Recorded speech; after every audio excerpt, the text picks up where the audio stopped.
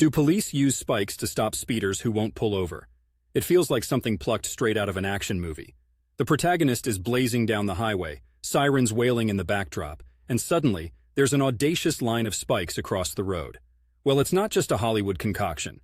Police do use spike strips, although it's not as cavalier and simplistic as you might think. Let's get some clarity. The police deploy spike strips in what are called controlled settings.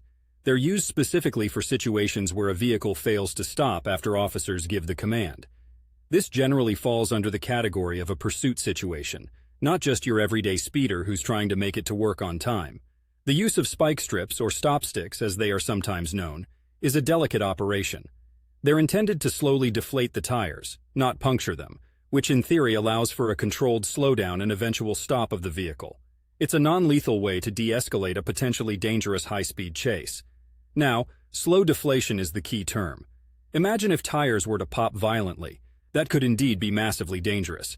The risk of the car flipping over or causing a pileup increases exponentially. You're right there. It's a game of precision and caution.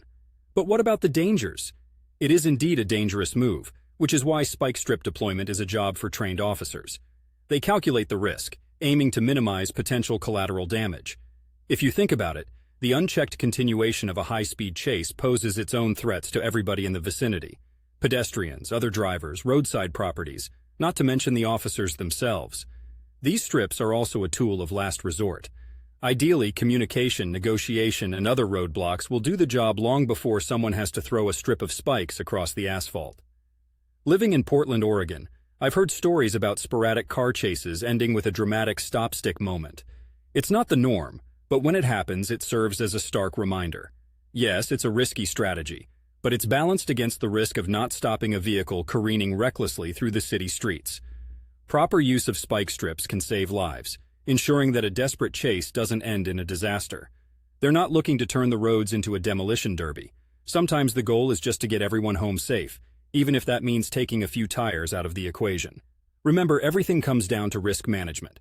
Sometimes the improbable must be done to prevent the unthinkable.